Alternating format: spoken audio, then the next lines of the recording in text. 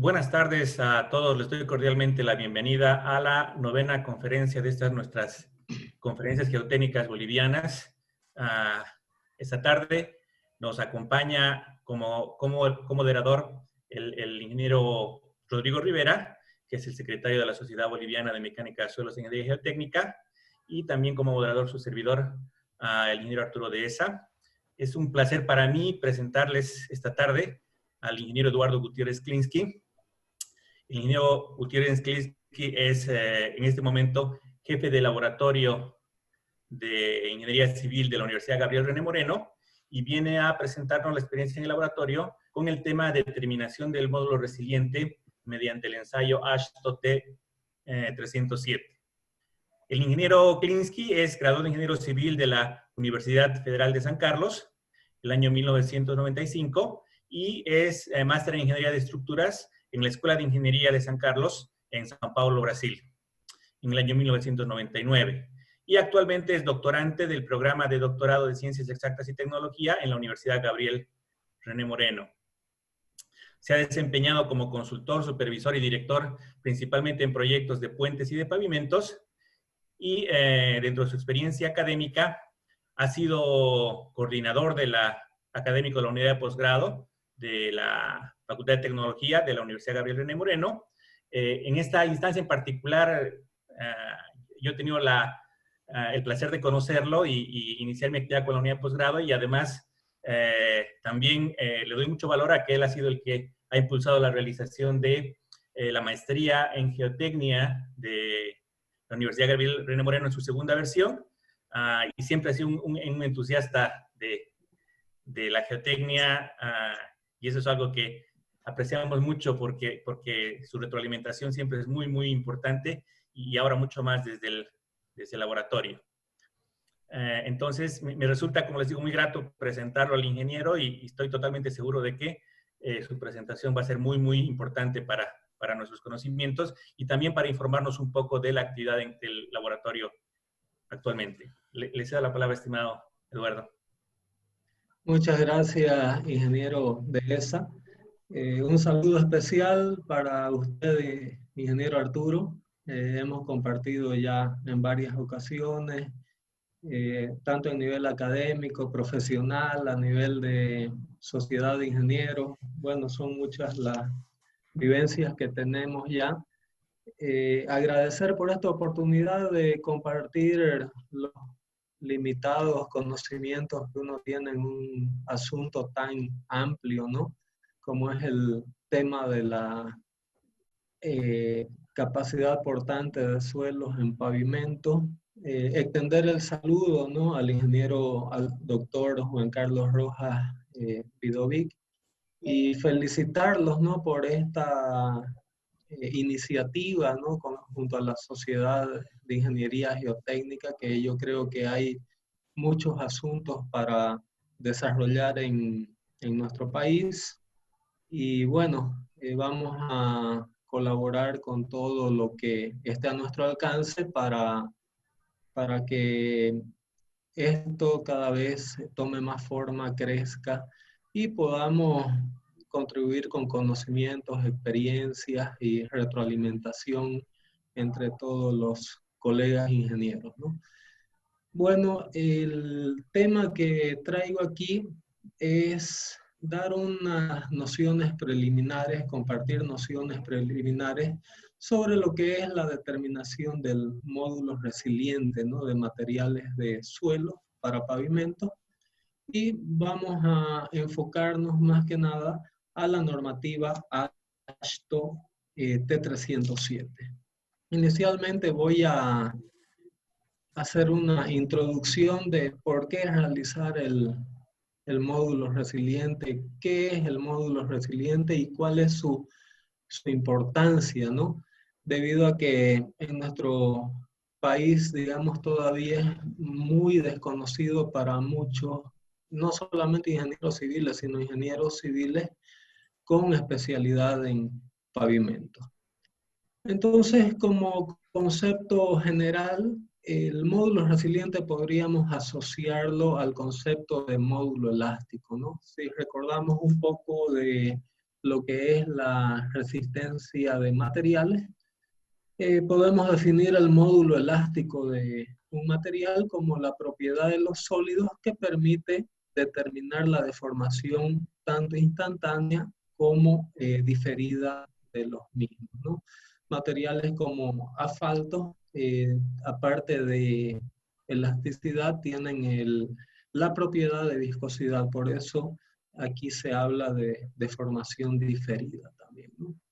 Materiales como acero y hormigón se caracterizan por presentar valores elevados del módulo elástico. Esto significa que necesitamos aplicar fuerzas o esfuerzos elevados para poder imponer grandes deformaciones en estos materiales, ¿no?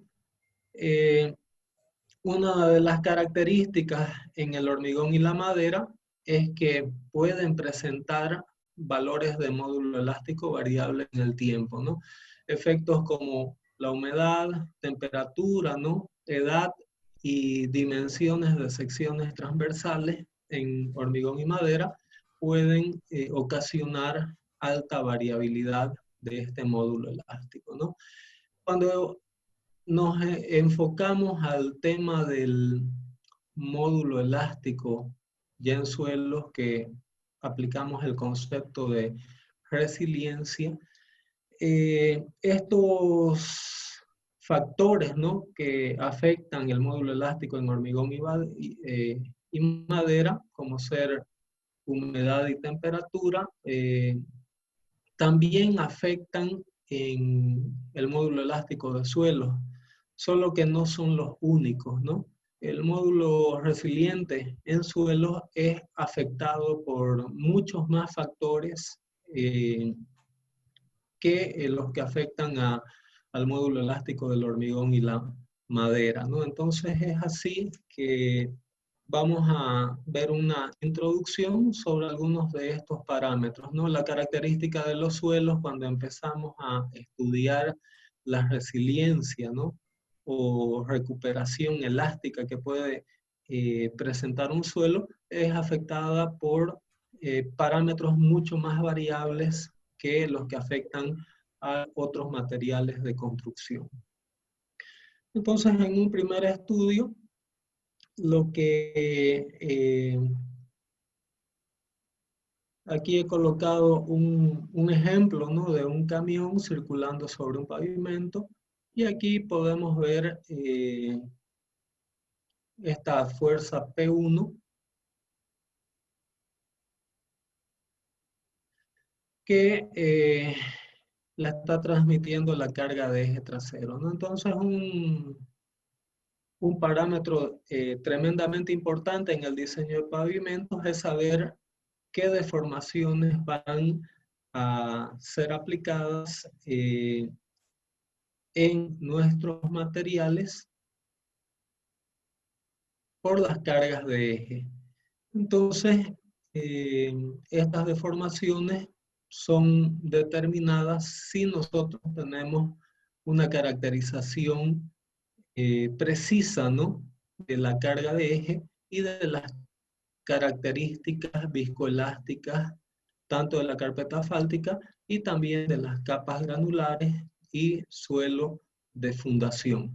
Entonces, si nosotros tenemos bien determinado el módulo resiliente de capa base, capa subbase, subrasante, a través de los conceptos, ¿no?, mecanicistas de pavimentos, podemos llegar a determinar las deformaciones y todavía predecir cuál va a ser el desempeño del pavimento a lo largo de la vida útil, ¿no? Actualmente sigue siendo empleado en nuestro país el procedimiento de efectuar el diseño de pavimentos a través de el valor muy conocido, ¿no?, de CBR, de las capas portantes, y de la representación de la rigidez de las diferentes capas granulares a través de factores, ¿no? De coeficientes estructurales, pero a través de esos coeficientes estructurales o valores de CBR, no podemos definir directamente cuál vendría a ser el parámetro de deformabilidad del suelo ante las cargas de tráfico, ¿no?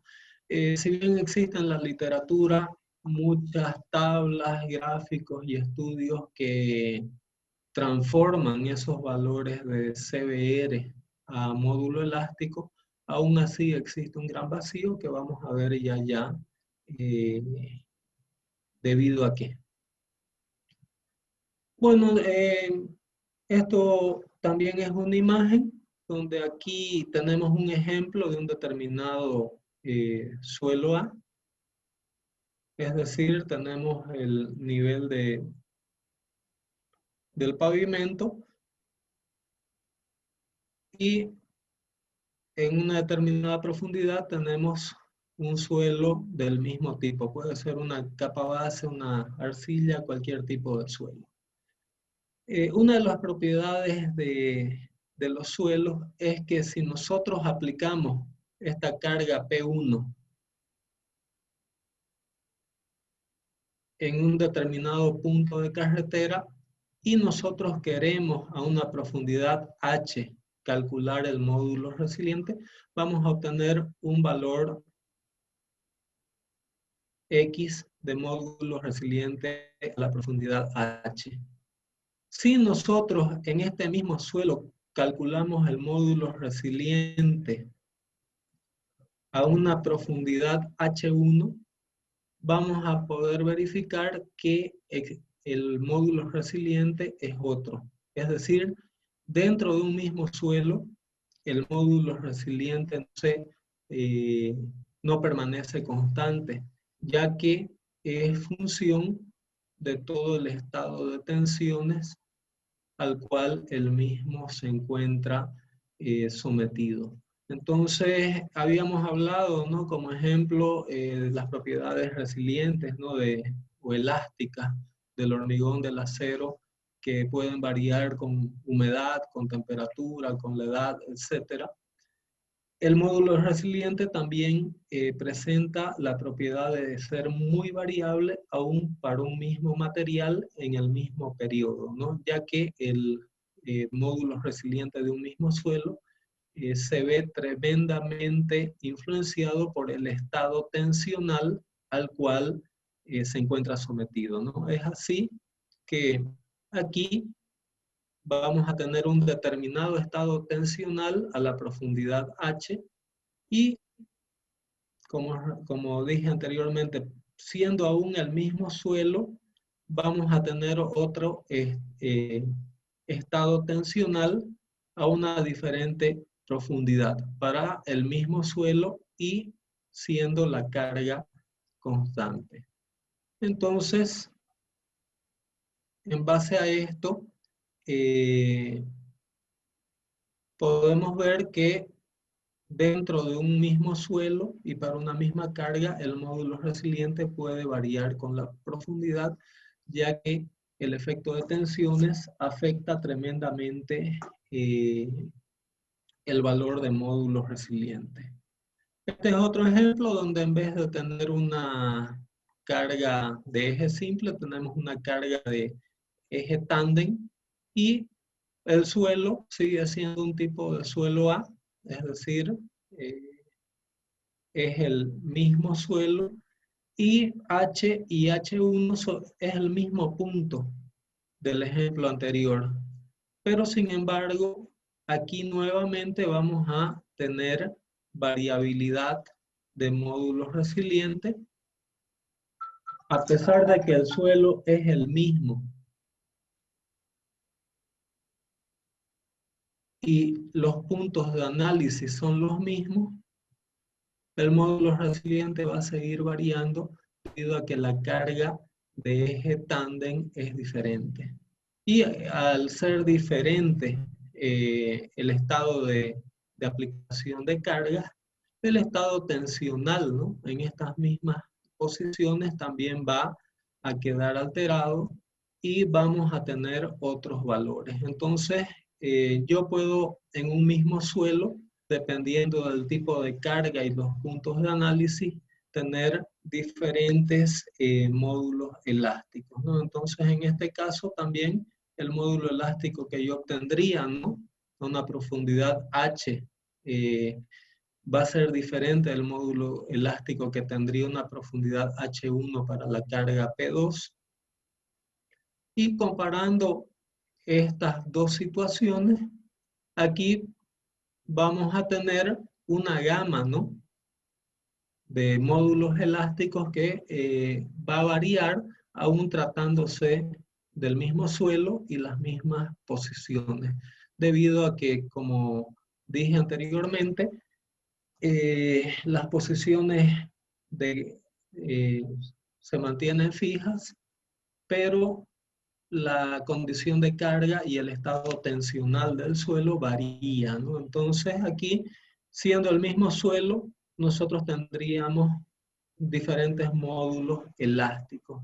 Entonces la manera más simplificada que yo vendría a definir del módulo resiliente dentro del ensayo triaxial Ashton T307 es realizar una envolvente, ¿no?, o envoltoria de módulos resilientes que me representen todas las cargas de tráfico vehicular, conforme vamos a ver de forma más detallada en las siguientes diapositivas, ¿no? Entonces aquí, redundando un poco, ¿no?, tendríamos, siendo el mismo suelo, diferentes valores de módulos resilientes, ya que el módulo resiliente es una función de la intensidad y configuración, ¿no?, de la carga que está siendo aplicada, de la profundidad a la cual estamos efectuando el análisis, aún tratándose del mismo suelo.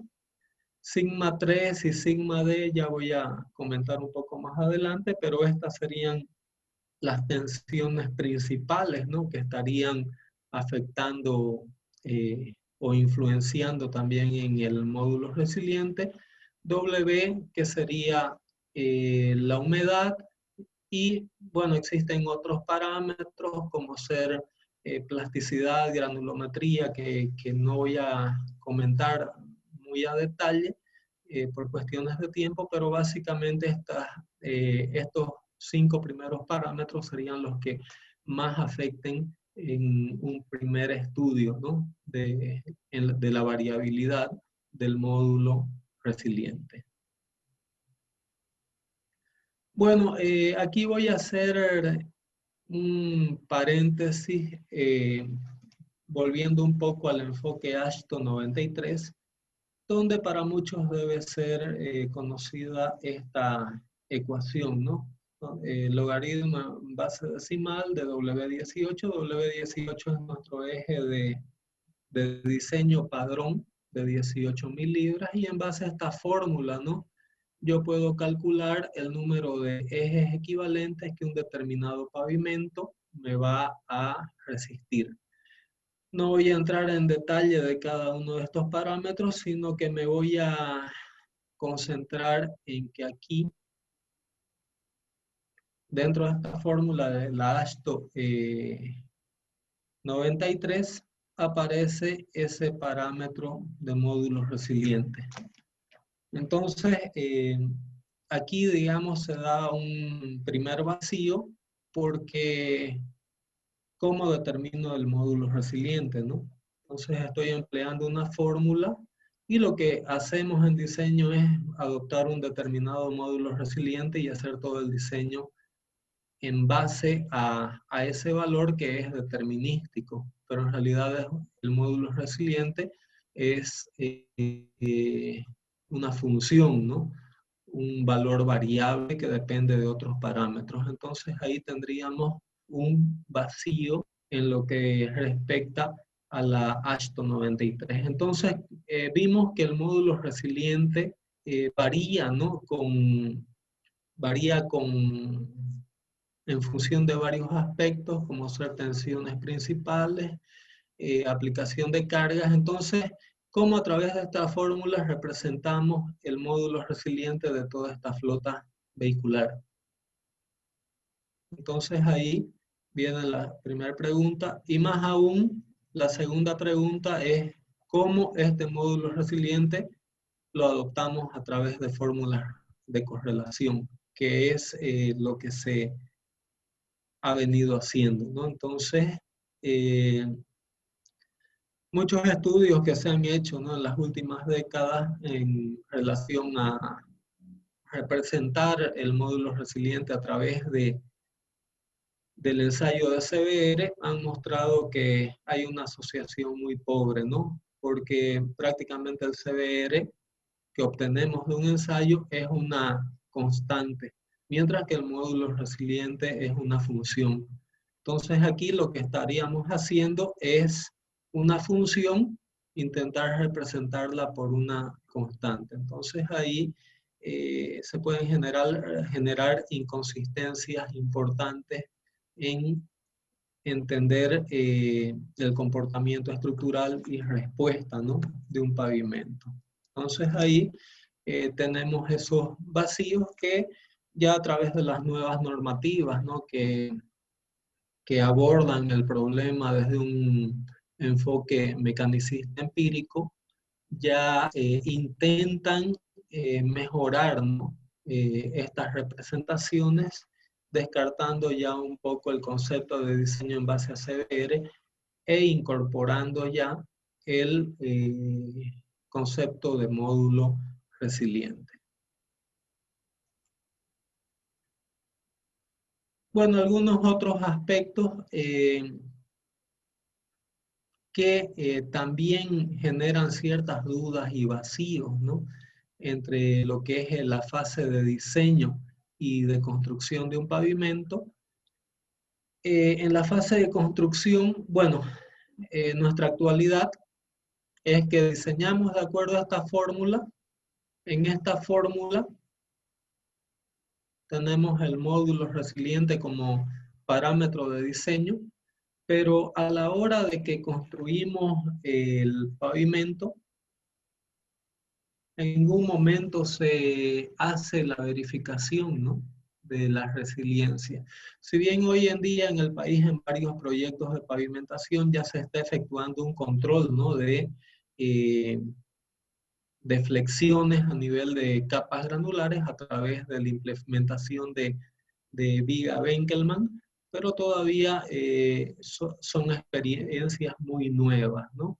Entonces, lo que dicen, por ejemplo, los americanos del control QA y QC, que es la garantía y control de la calidad, generalmente en el país se han hecho a través de control de densidades, ¿no?, que es un control de humedad y densidad en base al ensayo del laboratorio Proctor, ¿no?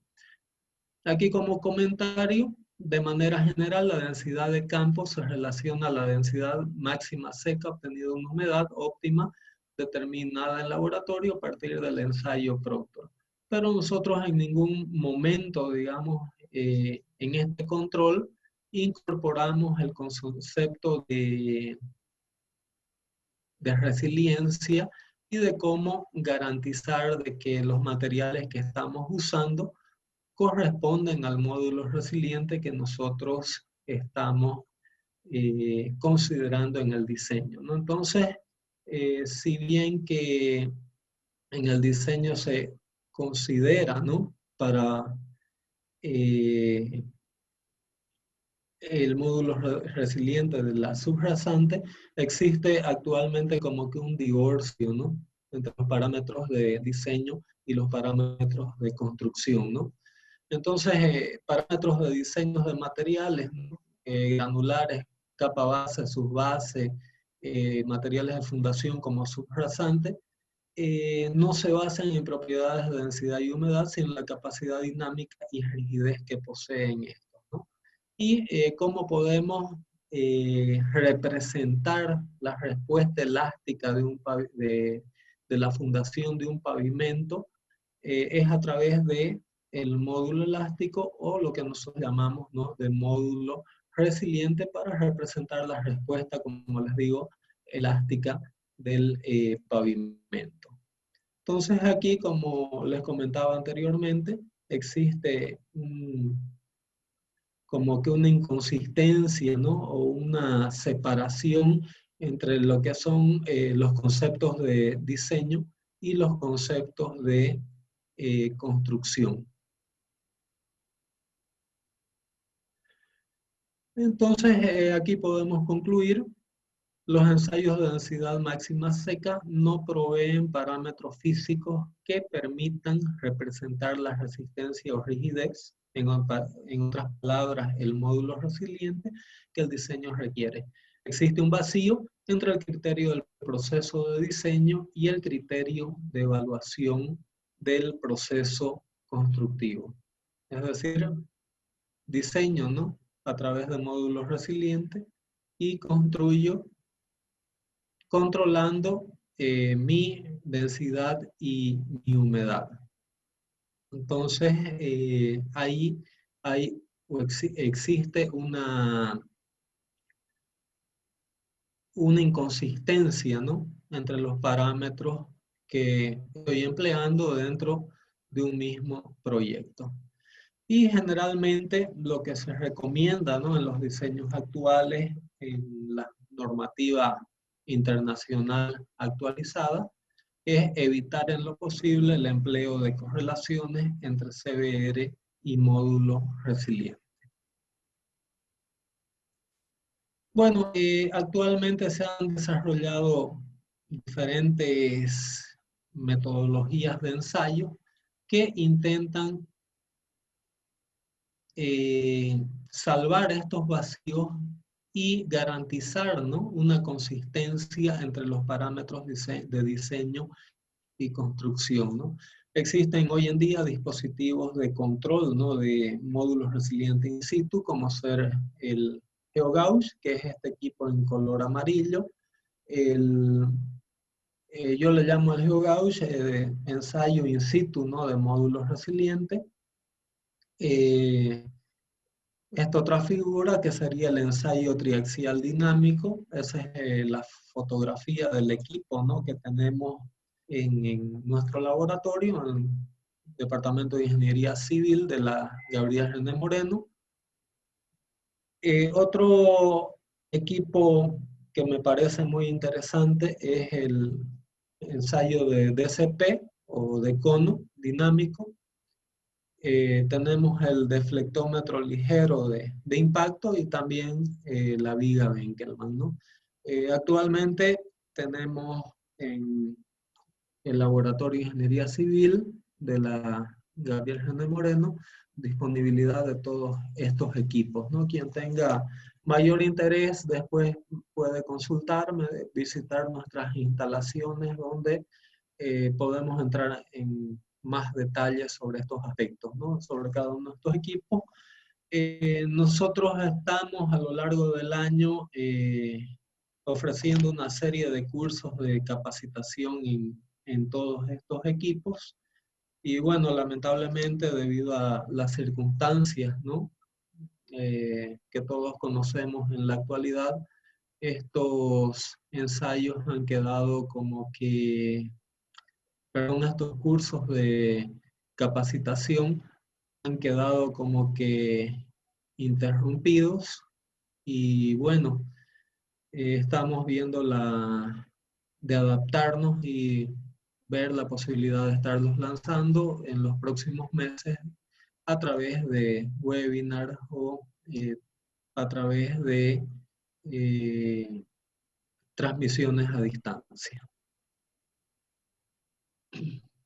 Bueno, entrando ya, eso fue un poco la introducción de por qué el interés en estudiar el módulo resiliente, ¿no?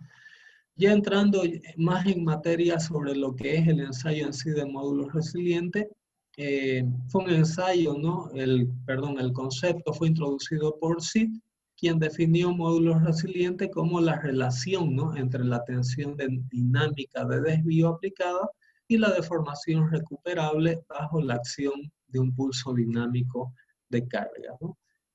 Voy a mostrar algunos conceptos como ser tensiones principales, tensión de desvío, tensión máxima.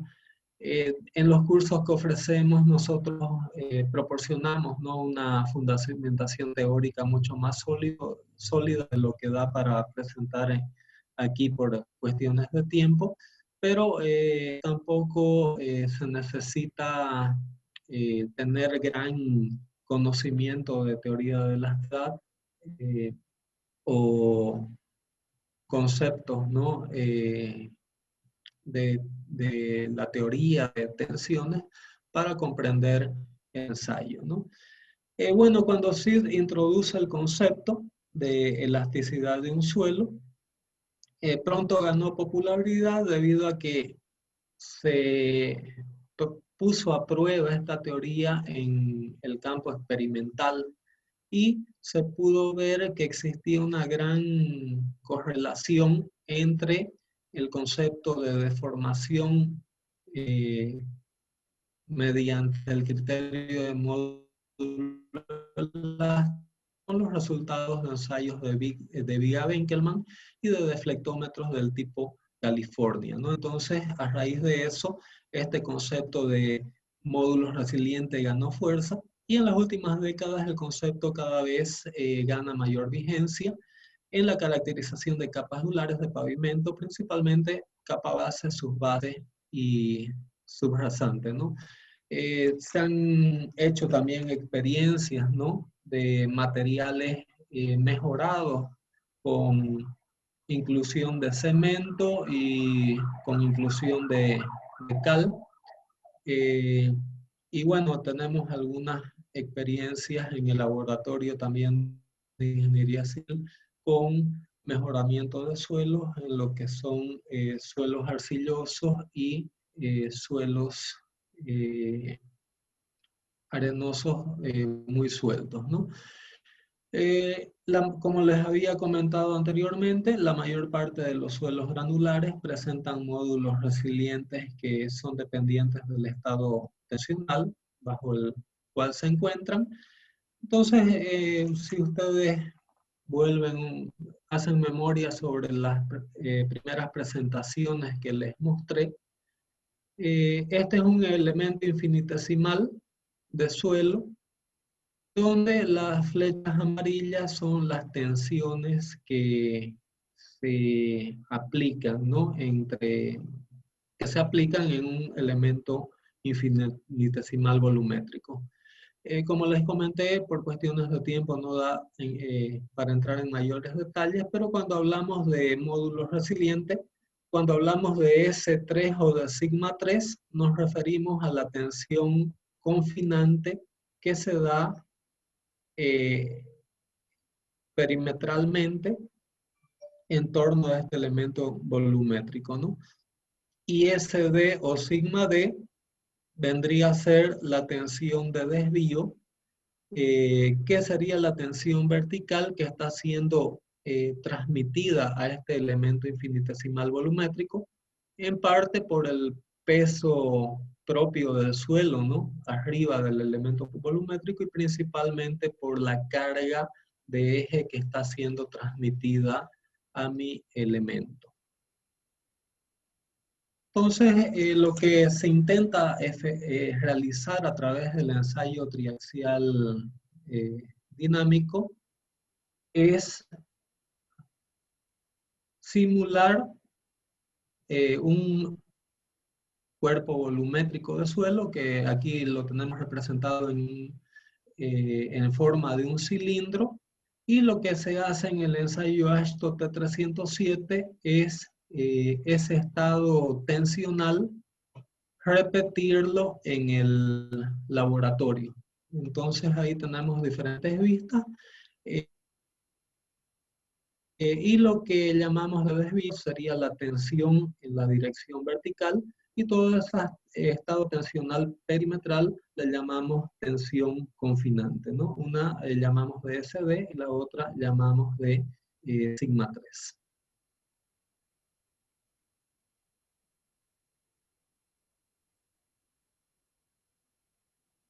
Dentro del ensayo, la norma limita esta tensión máxima. Ya les voy a comentar de qué trata.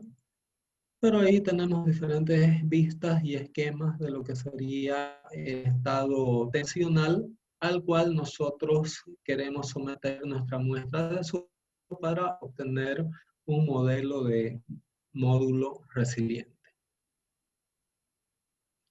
Bueno, a continuación les voy a mostrar algunas fotografías, ¿no?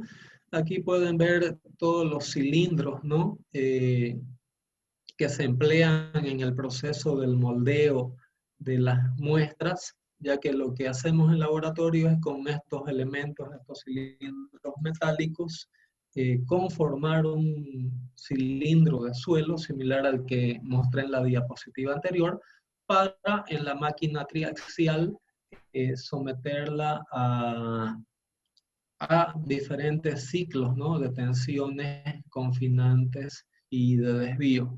En este punto quiero hacer llegar un especial saludo al doctor ingeniero Luis Gutiérrez, que prácticamente fue el que nos capacitó, ¿no? En el laboratorio de ingeniería civil para hacer nuestros primeros, como decimos en lenguaje coloquial, nuestros primeros pininos, ¿no?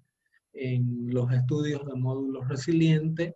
En la época, fue creo que por el año 2010 o 2011, viajamos a la Escuela de Ingeniería de San Pablo, en San Carlos, Brasil, donde fuimos recibidos, ¿no? Muy cordialmente, muy fraternalmente por el laboratorio de transportes, ¿no? De la Escuela de Ingeniería de San Carlos, donde nosotros obtuvimos, ¿no?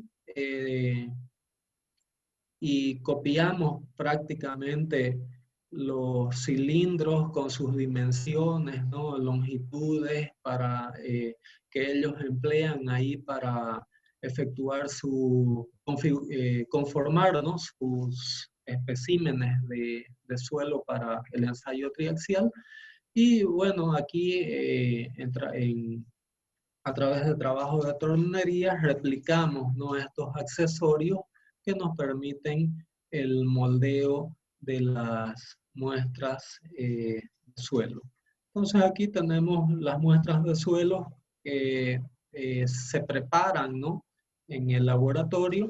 A estas muestras se les hace clasificación granulométrica, ensayo Proctor, ¿no? Humedad, es decir, todos los ensayos eh, típicos de, típicos de suelos. Y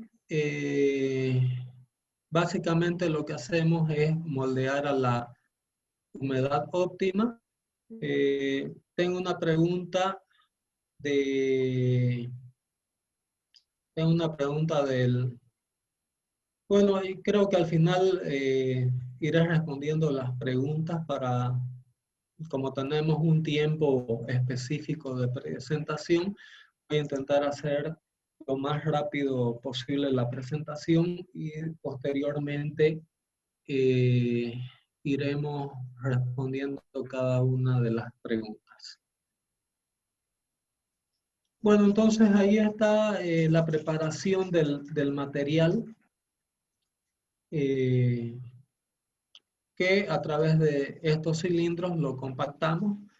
Prácticamente el proceso para muestras no granulares es el mismo que para muestras de suelos cohesivos, entonces capas bases y subbases también se moldean de igual forma, si bien que es mucho más trabajoso, ¿no? Por la falta de cohesión, pero los niveles de confinamiento son tan grandes que sí permiten moldear estas muestras, ¿no?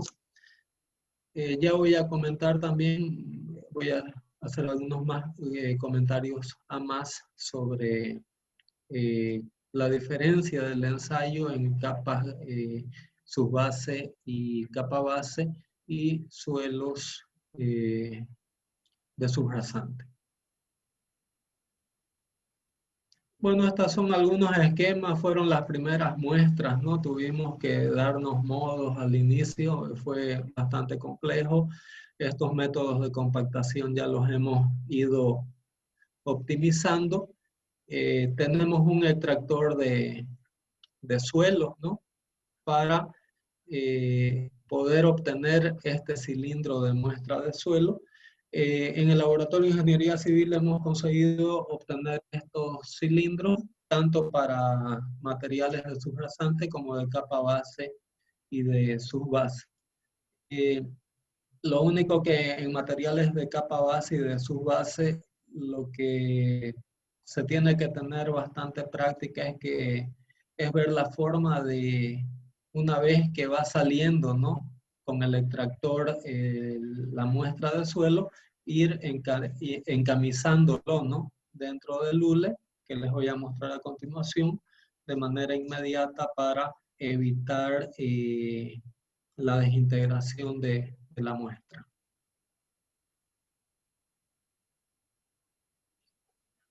Bueno, entonces este es el cilindro y ahí este cilindro es encapsulado, ¿no? Dentro de una capa de hule. El objetivo de esta capa de hule es como nosotros aplicamos una presión de aire, la idea es evitar la inyección, ¿no? De aire dentro de la muestra. Entonces, por eso encamisamos el cilindro. Y como les decía, cuando los materiales son capa base, capa subbase, lo que hacemos es encamisar inmediatamente conforme va saliendo la muestra del extractor.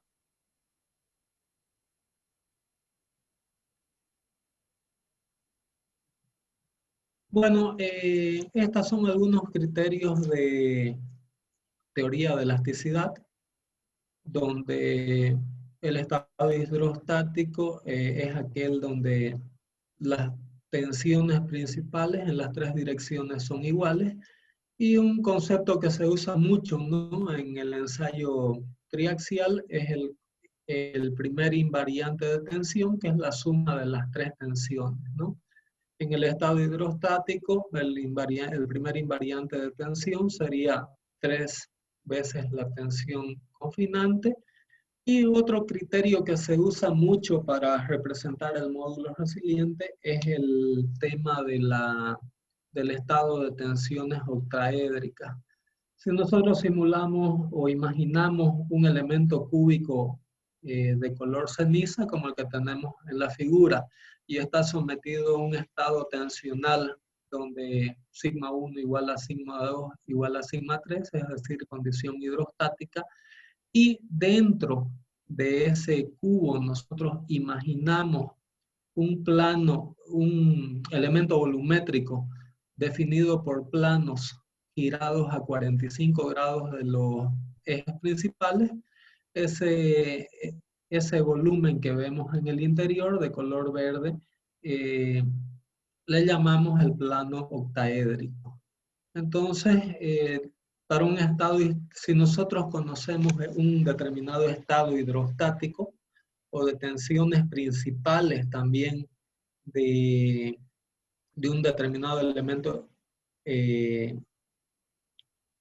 infinitesimal, nosotros podemos calcular la tensión octaédrica y la tensión tangencial octaédrica, ¿no? Obviamente en el plano hidrostático, sigma 1 más sigma 2 más sigma 3 es igual a 3 sigma 3, ¿no? Y el concepto de tensiones octaédricos ha sido muy empleado también para caracterizar el módulo resiliente. Esto más que nada es para cuando yo hable de tensiones octaédricas o algo por el estilo, sepan a qué me estoy refiriendo, ¿no? Y la tensión de desvío se puede determinar también como la diferencia entre sigma 1 y sigma 3, donde sigma 1 sería un estado de la tensión vertical y sigma 3 la tensión perimetral alrededor del elemento infinitesimal, ¿no? Entonces ahí estos son algunos criterios de teoría de elasticidad, de módulo de Young o teoría de la ley de Hooke generalizada, y quien quiera entrar mucho más a fondo, ¿no?, en conocimiento de estos aspectos, puede buscar el libro Teoría de Elasticidad de Timoshenko y Goodyear, ¿no? Bueno, todo esto hasta aquí fueron algunos conceptos teóricos y también de preparación de este espécimen de suelo, al cual lo vamos a someter a una gama, ¿no?, de tensiones tanto verticales y de confinamiento para después, conforme vamos haciendo esa aplicación de secuencia de tensiones en este elemento, vamos a ir obteniendo una secuencia de módulos resilientes que después vamos a ver cómo representarla. Entonces aquí la primera pregunta, bueno, en el ensayo de módulos resilientes ya conseguí moldear mi espécimen. Pero ahora la pregunta es, ¿qué tensiones le voy a aplicar? Bueno, entonces, a lo largo de varias investigaciones, ¿no?, pesquisas que se han hecho en diferentes países, principalmente en Estados Unidos, se midieron para el espectro vehicular, se midieron cuáles eran las tensiones que iban siendo transmitidas para las diferentes capas de suelo. Y en base a eso, en el ensayo AASHTO T307, la norma establece una secuencia, ¿no?, de valores. Entonces, el estado AASHTO T307 hace una diferencia entre suelos de capa base y de subbase y suelos de subrasante. Entonces aquí se tiene el detalle de norma. En realidad lo que se hace primero es aplicar entre 500 y 1000 repeticiones de carga para la secuencia 0, que sería una fase de acondicionamiento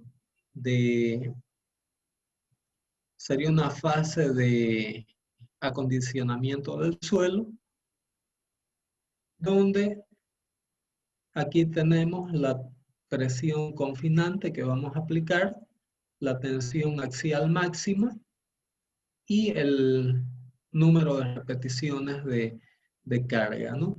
Y una vez que yo hago esos entre 500 y 1000 ciclos de aplicación de carga para acondicionar mi muestra, recién empiezo el ensayo aplicándole a la muestra de suelo diferentes combinaciones de tensión y de tensión confinante y de tensión axial. Y para cada repetición de carga, lo que yo hago es obtener un valor de módulos resilientes. Entonces, en el ensayo de módulos resilientes, si ustedes analizan, a cada combinación de estos valores se le llama par de tensión. Entonces, por cada par de tensión que yo voy a aplicar, voy a obtener 100 valores de módulos resilientes. Si son 15 pares de tensión, entonces en el ensayo yo voy a obtener en total 1500 valores de módulos resilientes. Entonces, ¿cuál de ellos aplico en mi diseño? El objeto del módulo resiliente no es, como les dije anteriormente, proporcionar un valor único de módulo resiliente, sino que con todos esos valores yo lo que hago es obtener una función que me represente el módulo resiliente en base a las tensiones axial y confinante al que el suelo se encuentre sometido, ¿no?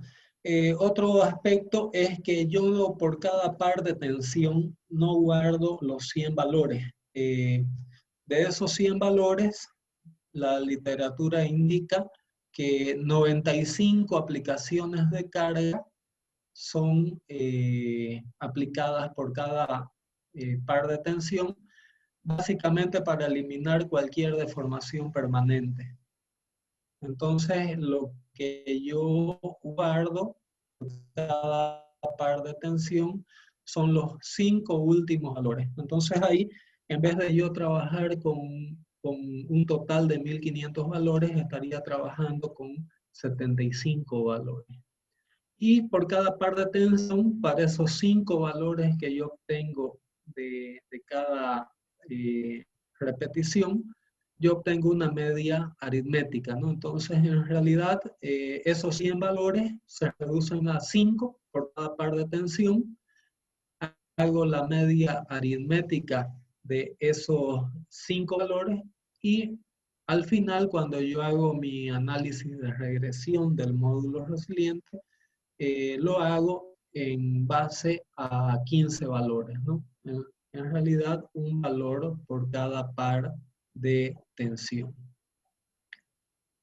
Entonces, estos son los 15 pares de tensión que se aplican cuando yo estoy estudiando módulos resilientes de subrasante.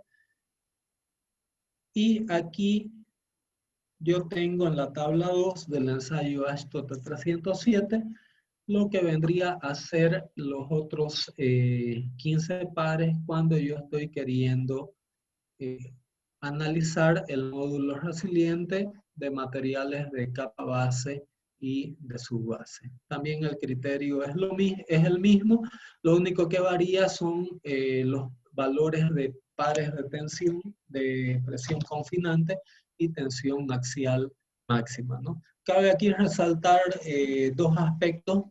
Primeramente, los valores de tensión confinante y tensión axial máxima que aplicamos a capas bases y subbases son mayores que los que aplicamos a materiales de subrasante. Eso debido a que, como se encuentran a niveles menos profundos que la subrasante, obviamente reciben mayores valores de tensión, ¿no? La norma ASHTO, el otro aspecto que les quería comentar es que la norma ASHTO T307 establece que los valores de las dimensiones de los especímenes de suelo para materiales de subrasante es de 100 por 200 milímetros y para materiales de capa base y subbase de 150 por 300 milímetros, ¿no?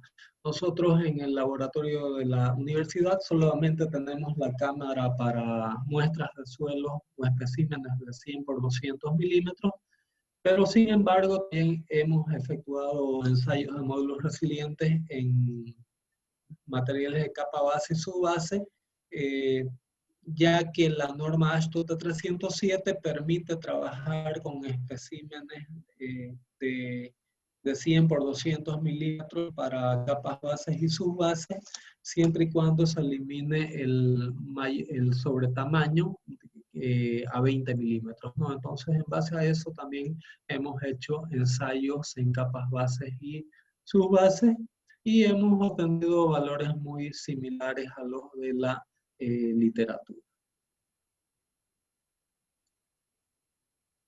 Bueno, siguiendo, ¿no?, con lo que sería el ensayo ASHTO T307, estas son diferentes imágenes de lo que vendría a ser la cámara. Aquí tenemos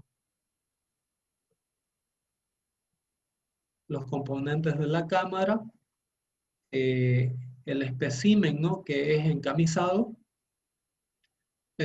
Aquí arriba tenemos todo el sistema que es computarizado.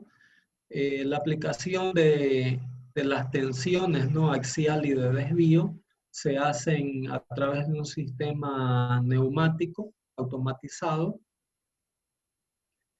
Y prácticamente aquí este sería la muestra o el espécimen ya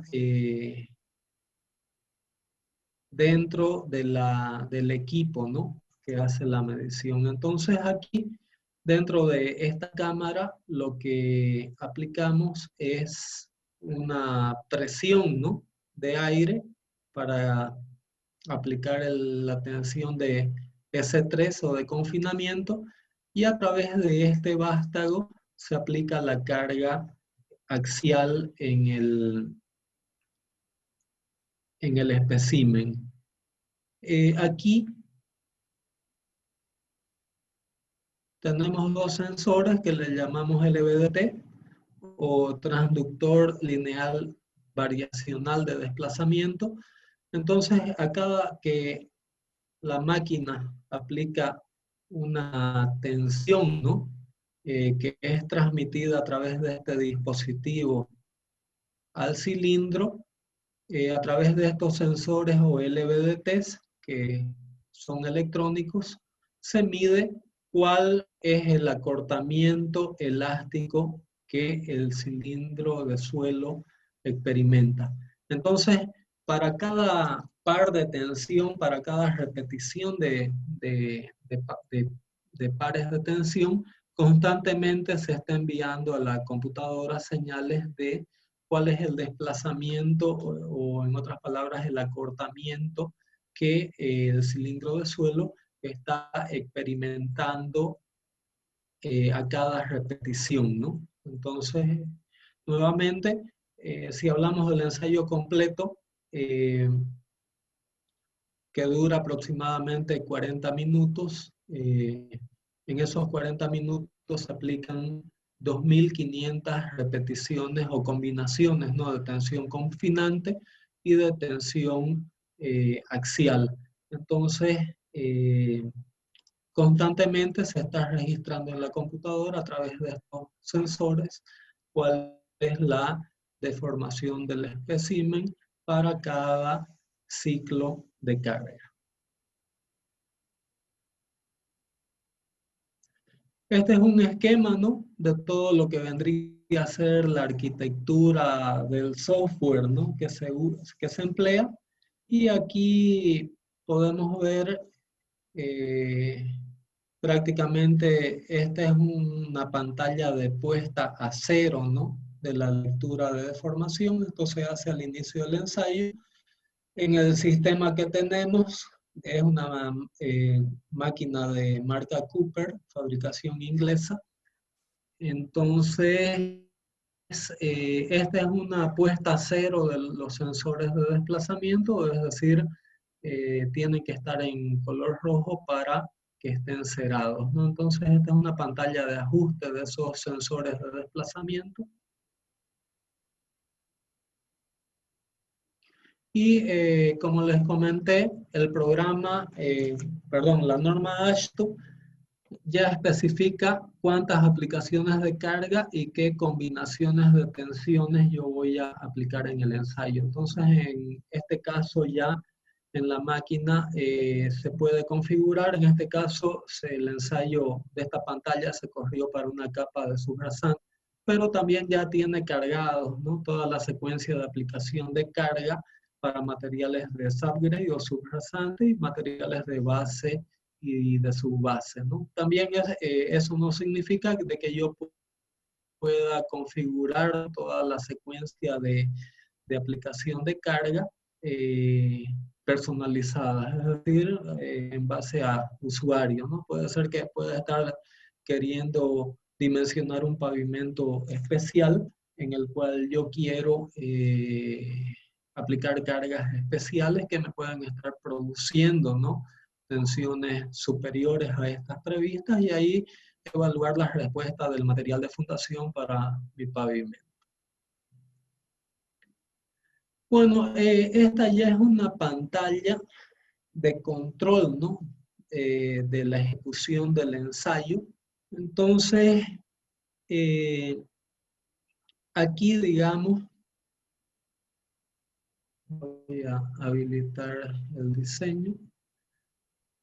Entonces aquí en esta primer pantalla lo que yo tengo es la información del ciclo de carga y de descarga.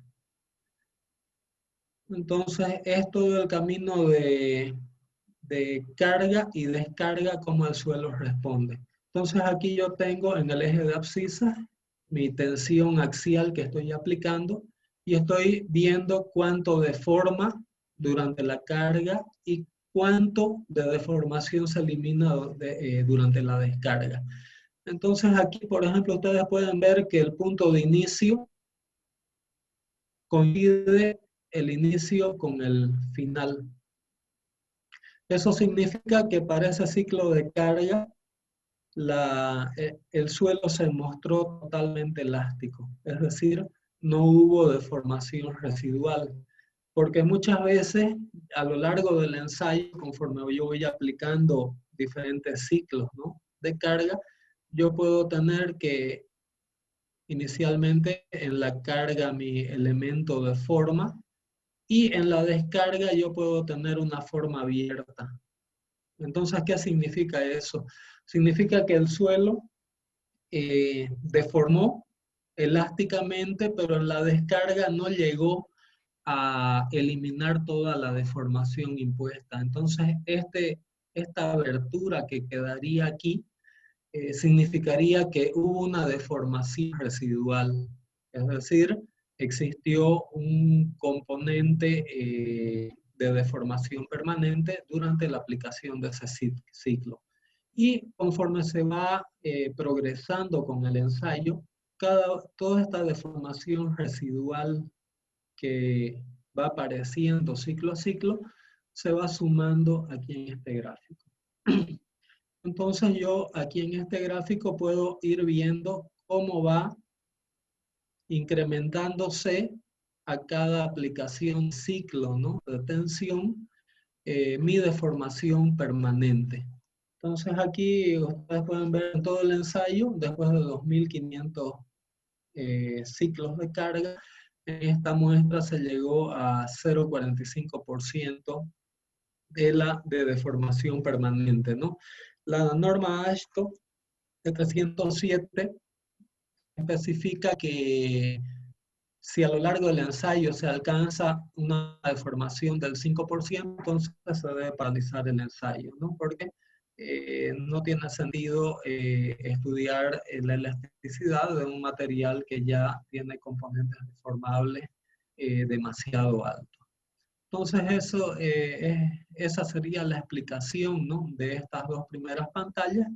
Y aquí debajo, en esta tercera pantalla, yo tengo toda mi secuencia del pulso de carga que yo aplico. Entonces, prácticamente el pulso de cada ciclo es de 0,1 segundo. Y entre un pulso y el siguiente existe una duración o transcurre un tiempo de 1 segundo. Entonces aquí yo tengo también nuevamente la tensión axial aplicada a lo largo del tiempo, ¿no? Entonces, como son cargas dinámicas de corta duración, la norma AASHTO T307 también establece que la duración del pulso debe ser de 0,1 segundo y la distancia, ¿no?, o tiempo transcurrido entre un pulso y el siguiente no debe ser superior a 1 segundo. Además de eso, yo a lo largo de todo el ensayo debo mantener mi espécimen sometido a una tensión constante o que llamamos también tensión de contacto. Bueno, esta pantalla de abajo que muestra varios valores, los voy a explicar en la siguiente lámina.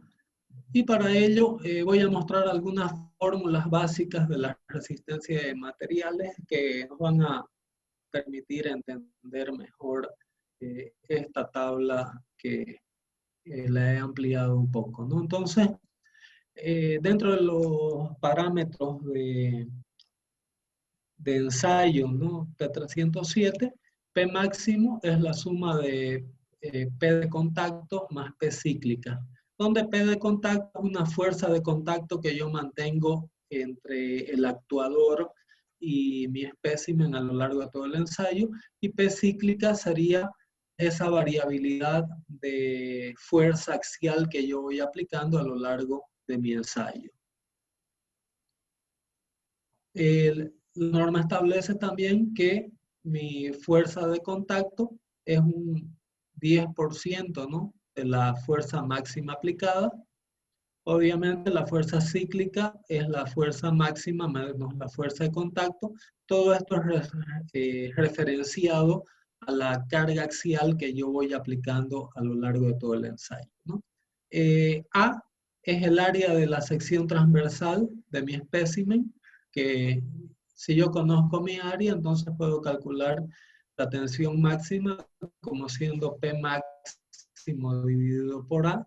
Ese cíclico sería la fuerza cíclica dividida por el área del espécimen.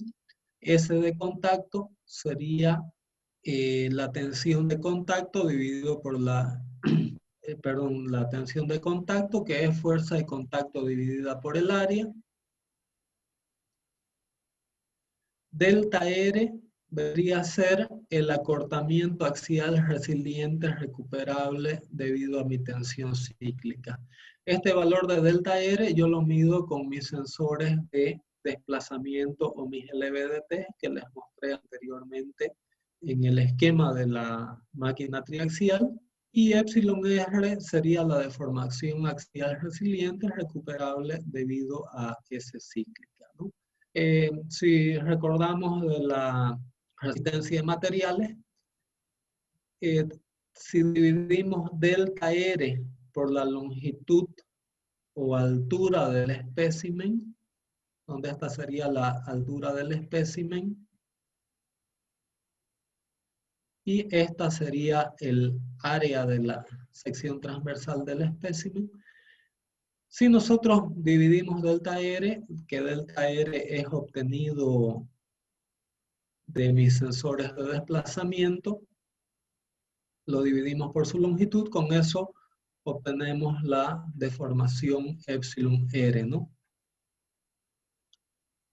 Y si recordamos la ley de Hooke, podemos calcular el módulo resiliente dividiendo la tensión cíclica por la deformación epsilon R, ¿no? Entonces, todos estos parámetros son los que nos va dando en esta tabla a lo largo del ensayo la pantalla de control, ¿no?, en la computadora. Entonces, es a través de esta formulación que a lo largo del ensayo se van calculando todos los módulos resilientes. Entonces, recapitulando, esta tabla, lo que me está mostrando aquí son esos valores de S3, S máximo. NI es el número de ciclo que estoy aplicando en determinado par de tensión. Aquí ya S3 sería tensión confinante de acuerdo a esa lista de pares de tensiones, ¿no?, según norma. Y también la fuerza axial también de acuerdo a la norma, ¿no? En base a P máximo se calcula la fuerza de contacto y la fuerza cíclica. Y con eso, en base a las fuerzas y el área del espécimen, se calculan las tensiones. Y yo tengo dos lecturas de desplazamiento, ¿no?, en mi máquina triaxial. Hay algunas configuraciones de equipos triaxiales donde se tienen 4 lecturas de LVDT. Nosotros solamente tenemos 2. Y lo que se hace con estas 2 lecturas es calcular la media aritmética del TR medio, ¿no? Este valor del TR medio, el programa lo va calculando, dividiéndolo por la longitud del espécimen, que también se le introduce al inicio, ¿no?, como dato. Con eso se determina la deformación resiliente, epsilon R, y dividiendo, ¿no?, esta tensión cíclica por la deformación resiliente se obtiene el módulo resiliente. Entonces el ensayo triaxial, a diferencia de como muchos ingenieros todavía piensan, cuando hablamos del ensayo triaxial T307, no hablamos de un valor de módulo resiliente, hablamos de una función de módulo resiliente obtenida a través de un análisis de regresión de los valores obtenidos, ¿no? Esta es una tabla de la duración del pulso de carga en función al tipo de dispositivo que se está empleando, si es neumático o hidráulico. En nuestro caso es neumático. Y aquí está el pulso que les comentaba, ¿no?, que dura 0,1 segundos. Entonces, durante 0,1 segundos se tiene tensión de contacto de 100 milisegundos a 200 milisegundos, se tiene el pulso de P máximo y de ahí se tiene descarga durante los siguientes 800 milisegundos, ¿no? Como les comenté anteriormente, en materiales de subrasante y de capa subbase o de capa base, lo que se tiene es un límite para deformación permanente del 5%, y caso contrario se paraliza el ensayo. Entonces, con todo lo que es el proceso del ensayo de módulos resilientes, nosotros aquí tenemos en esta tabla los 15 pares de tensión. En este caso es una tabla de material de subrasante, y para cada par de tensión nosotros obtenemos un valor de módulos resilientes para cada par de tensión, ¿no? ¿Qué hacemos con estos modelos? Es obtener un modelo matemático que nos permita, con todos estos valores, representar nuestro módulo resiliente. Y aquí también hay muchos estudios, ¿no?, porque son bastantes los modelos matemáticos que se han elaborado para representar esta salida de resultados. Hay diferentes enfoques, ¿no? Hay el método, hay un modelo matemático de tensión confinante que solo se aplica a suelos granulares, otro que es para modelo de tensión de desvío para suelos cohesivos. Hay el modelo compuesto que es para cualquier tipo de suelo, hay modelos de la AASHTO. Voy a comentar brevemente un poco más adelante sobre cada uno de estos modelos. Y este, por ejemplo, es un modelo de regresión de módulos resilientes para lo que es el invariante de tensión, ¿no? Entonces, para sigma 1 más sigma 2 más sigma 3, que es el primer invariante de tensión, aquí se tiene un modelo de regresión, ¿no? Entonces, ¿cómo lo empleo esto? Yo tengo aquí, por ejemplo, en mi diseño de pavimento, tengo aquí una determinada muestra de suelo. Yo calculo, ¿no?, para estas fuerzas aplicadas, calculo cuáles van a ser mis tensiones, por ejemplo, sigma 3 y sigma D en mi elemento, y con eso calculo el invariante de tensión, ¿no? Con esta salida de resultados, yo calculo mi invariante de tensión, entro aquí en este modelo de regresión y con eso obtengo mi módulo resiliente. Ahora, aquí hay una dificultad, ¿no? Para yo calcular mis tensiones que esta carga está produciendo en mi capa base, por ejemplo, necesito el módulo elástico. Entonces, ahí lo que se hace es partir de un módulo elástico de inicio. Con este módulo elástico de inicio, calculo cuáles son mis tensiones. Con mis tensiones así obtenidas, determino mi módulo resiliente y este valor lo comparo con el módulo elástico que adopté. Si es muy diferente, entonces voy repitiendo el proceso, entonces el cálculo, ¿no?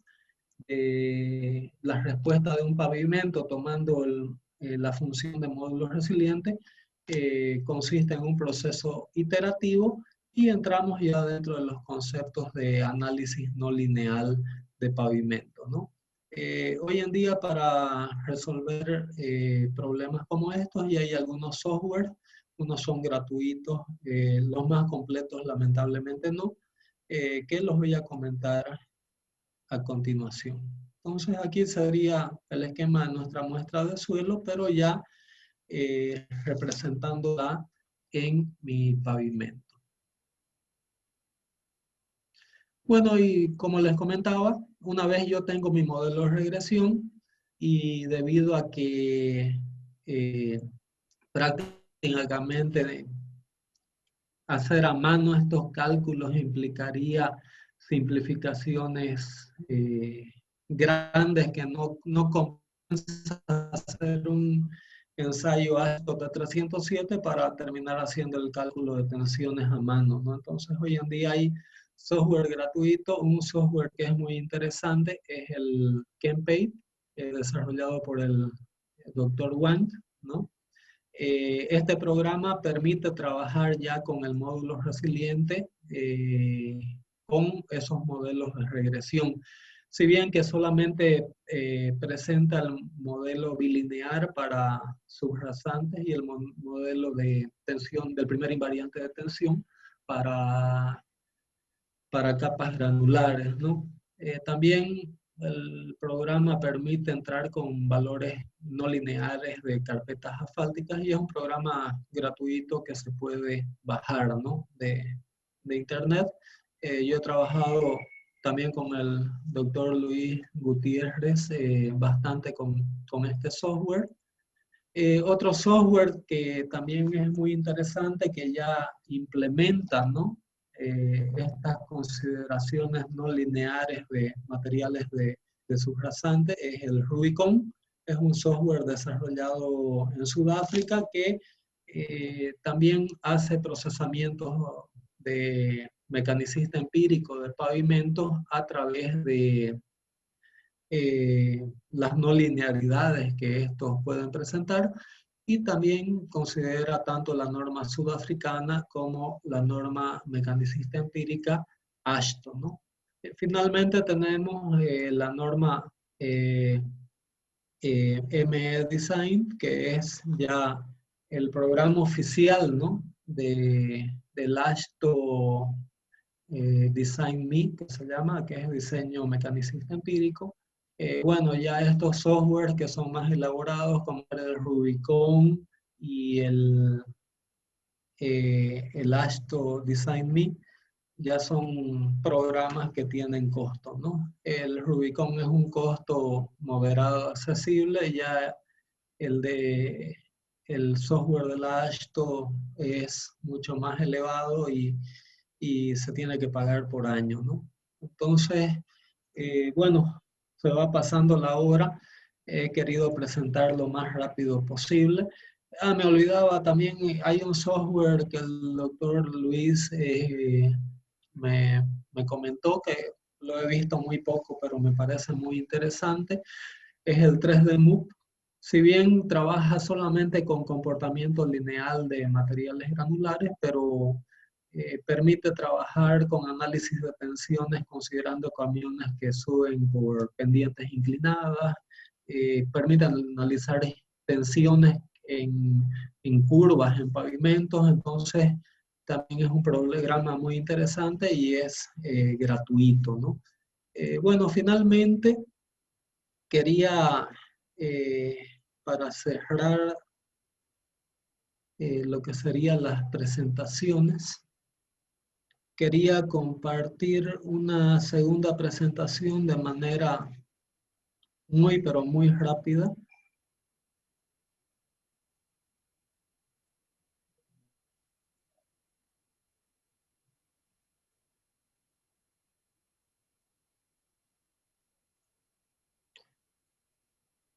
Que yo les hablaba que una vez que se obtienen los resultados del ensayo triaxial, Viene la segunda parte, que es tener la sensibilidad o la experiencia sobre qué modelo uso, ¿no? Entonces aquí esto simplemente para mostrarles todos los modelos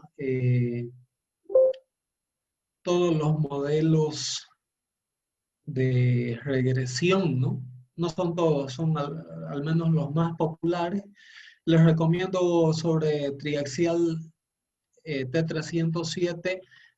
Pueden bajar o encontrar en internet este documento NHRP Síntesis 4445, que es muy interesante sobre cómo yo hago el tratamiento de resultados del ácido T307.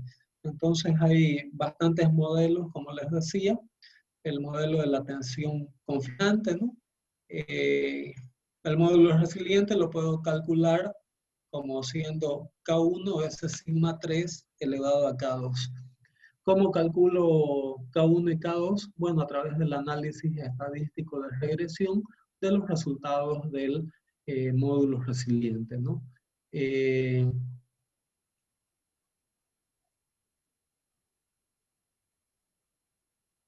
Bueno, tenemos modelo de Money-Smith, que M era igual a K veces tita elevado a N, donde tita, como les comentaba, es el primer invariante de tensión, más empleado para suelos granulares.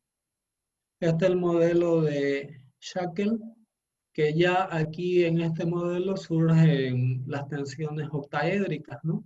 Tangencial y axial. Y K1, K2 y K3 son nuestros coeficientes de regresión. Y como les comentaba, sigma octaédrico y tau octaédrico son las tensiones axial y tangencial en el plano octaédrico. Modelo de USAN.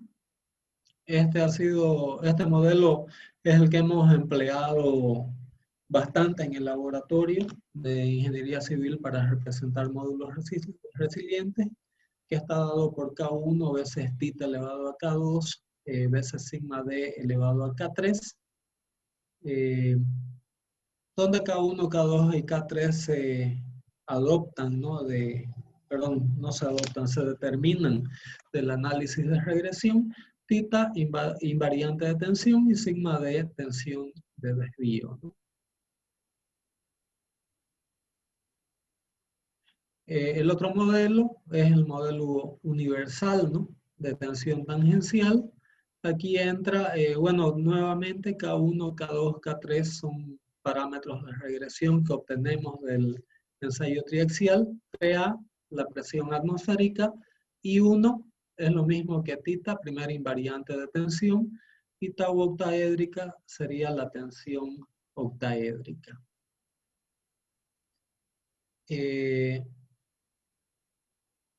Modelo de Itani, bueno, todos los modelos básicamente están considerando los K1, K2, KI, digamos que son los parámetros de regresión del ensayo. Sigma tita o tita, que es tensión de confinamiento o invariante de tensión, y tensión de desvío, ¿no? Ese es el modelo de Itani. El modelo MEPDG o la guía, ¿no? Mecanicista empírica, según la Design Guide NHRP 137A, que usa este modelo. Y ¿por qué yo quiero saber por qué me interesa saber las tensiones, deformaciones en un enfoque mecanicista empírico? Porque si yo conozco las tensiones y deformaciones, yo puedo, en base a esas tensiones y deformaciones, considerando de manera más realista el módulo resiliente, yo puedo predecir a futuro cuál va a ser la vida útil del pavimento en cuanto a las repeticiones de carga, ¿no? Entonces aquí también, para ir terminando con la presentación, son varios modelos de deformación permanente que los calculo también a partir de estudios experimentales. Aquí entran los sistemas HBS, ¿no?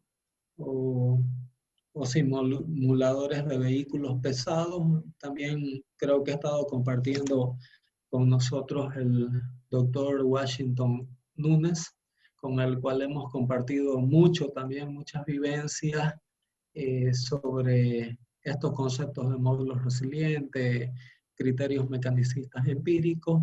Y bueno, él ha trabajado, ¿no?, en la Universidad de Río Grande del Sur con estos simuladores de vehículos que permiten también obtener modelos de deformación permanente, ¿no?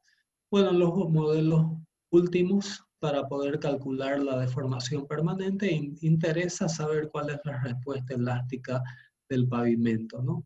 Y en base a esta respuesta elástica del pavimento yo puedo conocer cuál vendría a ser la vida útil de los mismos.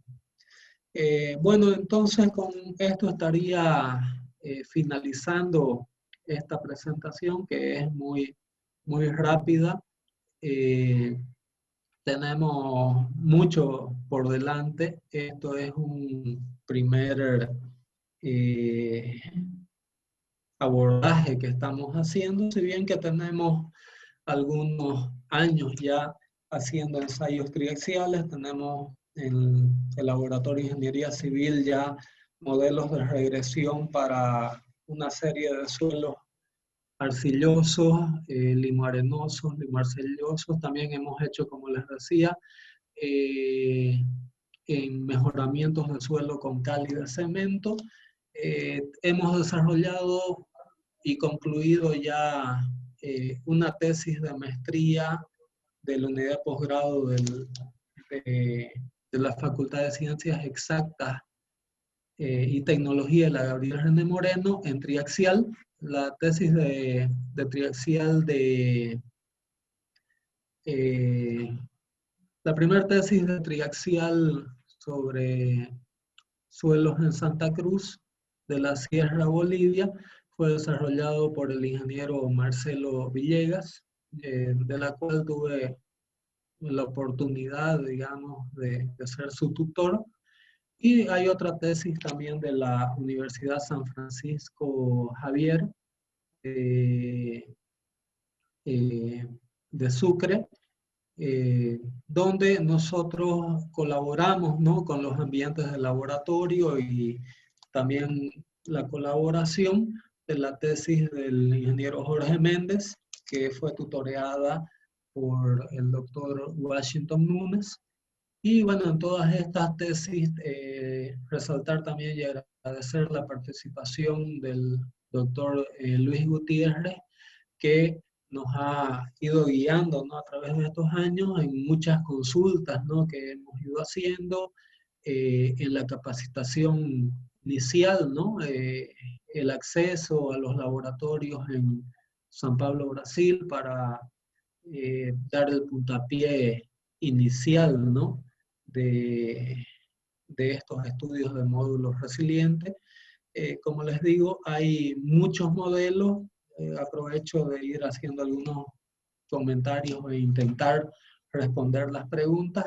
Como les mostré, hay muchos modelos que se emplean. Hoy en día, debido a nuestra normativa, digamos, que tenemos, lo que yo recomendaría es emplear el modelo compuesto de USAN o el modelo de la Ashton, ¿no?, que es muy similar al modelo de USAN. Existen otros modelos, pero han ido siendo dejados de lado, ¿no?, a lo largo del tiempo. Por ejemplo, hoy en día ya no se emplea mucho los modelos de tensión de desvío o de tensión confinante. Y básicamente el modelo que yo recomendaría es aquel modelo donde yo tenga el software, ¿no?, para introducir el modelo. porque si estoy empleando, por ejemplo, solamente el modelo de si estoy empleando el software de la AASHTO, hasta donde tengo conocimiento, el modelo de la AASHTO solo acepta el modelo de módulos resilientes de la AASHTO. Entonces, como que estoy obligado a usar las limitaciones del software, ¿no? Ya si voy a usar un KenLayer, el KenLayer no puedo emplear el modelo AASHTO porque no usa ese modelo. El modelo KenLayer usa el tema de tensión confinante y el modelo bilinear, ¿no? Para suelos finos. Entonces, básicamente, el uso del modelo también está limitado hoy en día por el programa o el software que estoy empleando para hacer mi análisis mecanicista empírico, ¿no? El otro tema, yo les había comentado de GeoGauss al inicio. Con el tema de GeoGauss, tenemos ya varios estudios de GeoGauss donde hemos obtenido valores muy consistentes, ¿no? En módulos resilientes. Sí, lo único que por cuestiones de tiempo, logística, todavía no hemos tenido la oportunidad de hacer algo que tenemos en foco, desarrollarlo como investigación, es para un mismo suelo eh, obtener módulos resilientes a través de GeoGauss y moldear en laboratorio ese mismo suelo para hacer el ensayo triaxial, ¿no? No hemos hecho una comparativa directa, sí.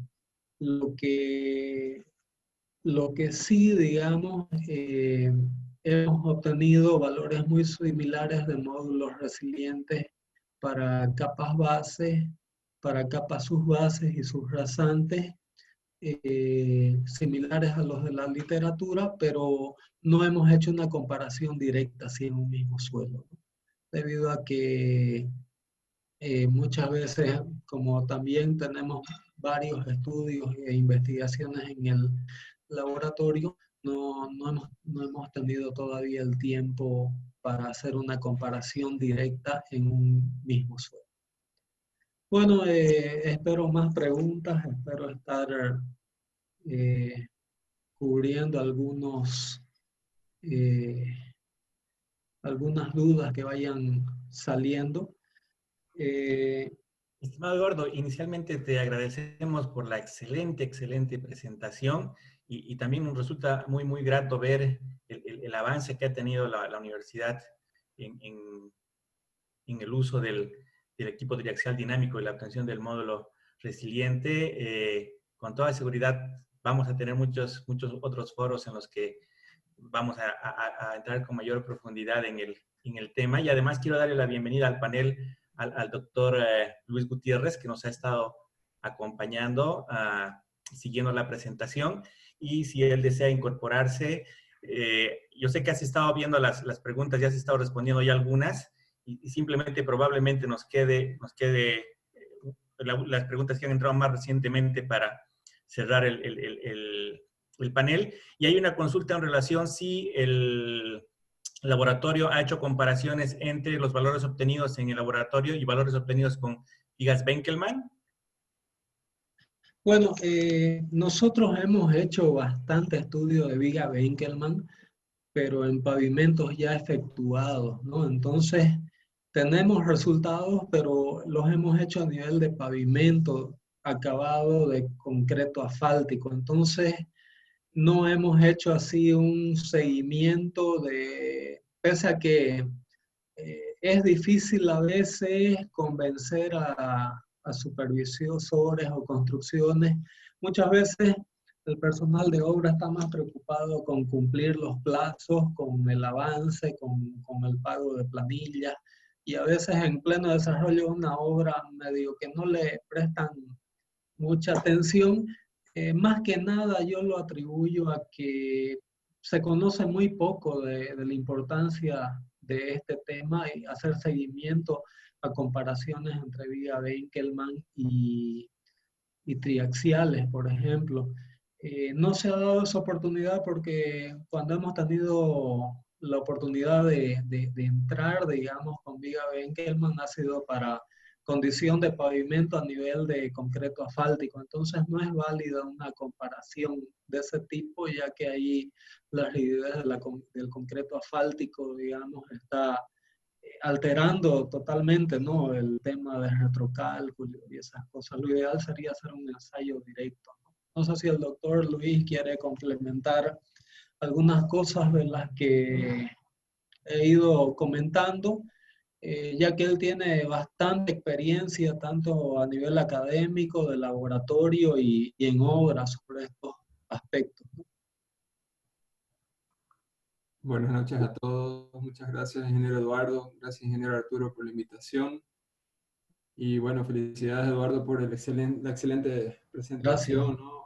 Si bien Disculpen que, las claro, falencias técnicas a veces que uno incurre, ¿no? Porque uno se entusiasma y muchas veces acaba hablando cualquier cosa. Creo que he hablado algunos pares de burreras, pero bueno, ya lo iremos no, perfeccionando. excelente. Con Eduardo hemos hablado tanto y bueno, resumir todo lo que es el triaxial en una hora realmente es muy complicado porque, bueno, ahí ven, en ese slide que se ha quedado ahí, se ve todo el histórico de lo que se viene trabajando. Principalmente en Estados Unidos es lo que más nos llega, ¿no? Sobre los estudios de este asunto, si bien que sabemos que lógico la ingeniería en Francia también, por ejemplo, la ingeniería de pavimentos en Francia también está reconocida mundialmente, pero sí, bueno, al menos también en lo particular me ha tocado estudiar un poco más la parte y aplicar un poco más esta parte de los estudios norteamericanos, ¿no? Y ahí es interesante ver, por ejemplo, estos años haciendo un histórico, viendo estos años de la evolución de los modelos y las demás cuestiones relacionadas al triaxial, ahí nos preguntamos, ¿no? Bueno, ¿y por qué los americanos han seguido estudiando esto si prácticamente en los años 70 ellos ya tendrían construido un 90% tal vez de la infraestructura básica de sus carreteras, ¿no? Ya tenían prácticamente resuelto el problema de implantar las carreteras, pero a pesar de todo ellos vieron que los modelos la metodología que utilizaban con el CBR no era suficiente, ¿no? No podíamos obtener solamente del CBR toda esa información que un ensayo más racional como el triaxial nos proporciona. Entonces, simplemente complementar porque me pareció curioso ver esto. Realmente es envidiable, ¿no? Cómo ellos continúan estudiando y continúan perfeccionando las técnicas para aplicar realmente ingeniería, para aplicar mecánica de los sólidos también a los pavimentos, ¿no?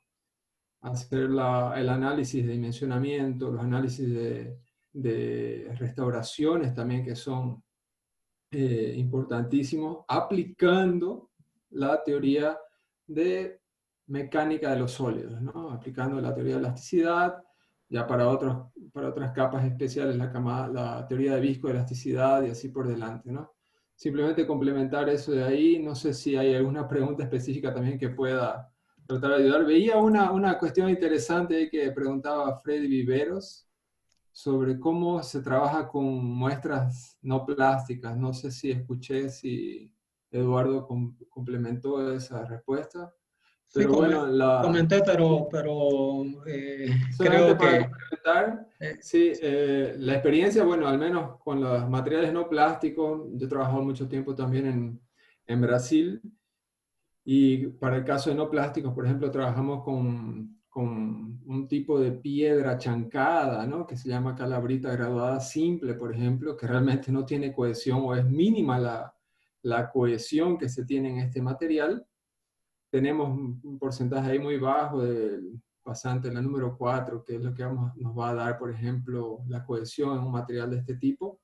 Entonces, es muy complicado. Lo que se realiza generalmente es compactar directamente ya en este hule que decía Eduardo, en una especie de caucho natural, ¿no? Que se trabaja y no se lo saca más el material. Entonces, se lo compacta dentro de este cilindro Importante, las imágenes que mostraba Eduardo, y creo que lo que se tiene en la Gabriel René Moreno, es si mal no me recuerdo, es el cilindro o el molde en una única pieza única, ¿no? Quiero Sí, decir. voy a volver a la imagen. Y para estos materiales que no tienen plasticidad, lo ideal es trabajar, por ejemplo, con cámaras tripartidas. Es decir, que yo pueda desmoldar el cuerpo de prueba después de la compactación sin necesidad de tener que aplicar esfuerzos de compresión para extraer el cuerpo de prueba. Sí, exacto. Entonces es una pieza sólida lo que tenemos, ¿no es cierto? Sí, Entonces esa pieza sólida, en vez de ser una única pieza, se monta ese molde en tres, ¿de acuerdo? En tres piezas. sí, nosotros ya lo cortamos en tres, ese molde que mostré. Solo que todavía no lo hemos usado porque recién fue este año y ya con el tema de Sí. la cuarentena no hubo oportunidad, ¿no? Pero Y a sí, veces, no sé cómo lo hicieron, pero para hacer eso se necesitan 3 cilindros, ¿no? Porque al hacer el corte perdemos la sección, perdemos un cierto espacio sí, del diámetro. Entonces, bueno, se necesitan 3 cilindros para formar una única pieza. excelente. Lamentablemente, por razones de programación de las conferencias, debo ya despedir la charla de hoy, pero quedo muy contento porque se está mostrando que hay avance y que hay trabajo. Hemos recibido mensajes, por ejemplo, ofreciendo material para realizar investigaciones sobre proyectos donde hay ensayos de deflectometría a nivel de las capas inferiores. Muchas gracias al ingeniero Boris Sarmiento, un saludo. Pero además les quiero anunciar de que es voluntad de la sociedad, y ese es el esfuerzo de este primer ciclo de conferencias, de continuar organizando foros y continuar organizando ciclos, y de verdad ahora los quiero comprometer a participar en otros eventos organizados ya en forma de coloquio, donde se puedan realizar discusiones un poco más extensas. Entonces, muchas gracias a los dos por acompañarnos esta noche y a todos los ingenieros, colegas que han participado de esta reunión. Y como les digo, lo que queremos es mantener presente el entusiasmo y generar ya casi de manera regular este tipo de intercambios para que podamos cambiar precisamente lo que es nuestro problema, ¿no? Y es que los documentos de contratación de los proyectos y de realización de los estudios todavía están fuertemente basados en la tecnología o en el criterio de uso de control del CBR, y en base al cambio que se pueda desarrollar en los recursos de diseño y en la introducción de equipos de laboratorio, en muchos laboratorios para tener disponible la posibilidad de hacer ensayos más modernos, es que vamos a generar esa evolución que es lo que estamos buscando como sociedad y en lo que queremos trabajar. Nuevamente, muchas gracias al doctor Luis Miguel y a Eduardo, que los consideramos ambos de la casa y los integramos en la sociedad, y sé que los vamos a tener en muchos foros más adelante. Y le cedo la palabra al ingeniero Rivera para que él pueda hacer la invitación para la conferencia de mañana. Muchas gracias nuevamente. Muchas gracias, Eduardo. Y también quería agradecer a los ponentes, ¿no? Al máster Eduardo Gutiérrez y al doctor Luis Miguel por sus aportaciones y sus acotaciones tan importantes. Informarles que hemos tenido una muy buena asistencia, 250 personas vía Zoom y 100 personas por nuestra página de Facebook, ¿no? Mandan saludos y felicitaciones desde los diferentes puntos del país. De esa manera se han manifestado. Hay que recordarles que mañana continúa el ciclo de conferencias geotécnicas bolivianas con la conferencia del máster Diego Ávila Bruckner con su ponencia Estudios geotécnicos en grandes presas. Ya, así también recordarles que sigue abierta la convocatoria para el segundo ciclo de conferencias. Pueden encontrar las bases de la convocatoria en nuestra página de Facebook, la página de la sociedad. Y finalmente reiterarles y agradecerles la invitación a los ponentes por tan buena y tan interesante y práctica presentación. Estimo que esto va a cambiar los paradigmas de la práctica ingenieril hacia un mejor desarrollo de la ingeniería vial. Muchísimas gracias, eso sería todo por mi parte. Bueno, quiero medio minuto más agradecer a todos. La verdad motiva mucho tener este tipo de actividades y felicitar nuevamente, ¿no? a Arturo, a Juan Carlos por tan excelente iniciativa de esta sociedad geotécnica. Quien quiera saber más del módulo resiliente, como de otros ensayos de geotecnia en el laboratorio civil, como Sergio Gauch, puede mandarnos mensajes, puede visitarnos, puede acceder a a demostraciones de funcionamiento de equipos, puede hacer investigación. Estamos con las puertas totalmente abiertas para los colegas ingenieros. Muchas gracias y será hasta la próxima. Hasta luego entonces. Buenas noches para todos. Hasta luego. Gracias.